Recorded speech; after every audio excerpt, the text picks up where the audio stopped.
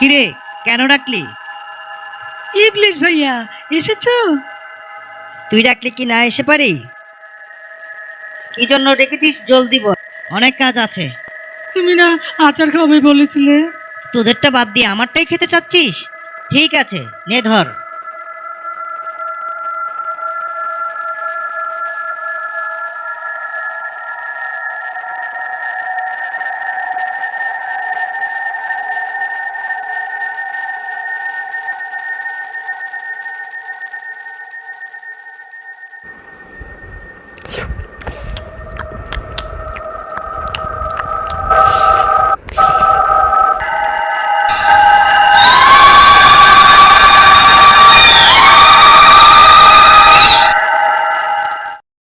Guys, কার্টুনটি কেমন লাগলো অবশ্যই কমেন্ট বক্সে জানাবে।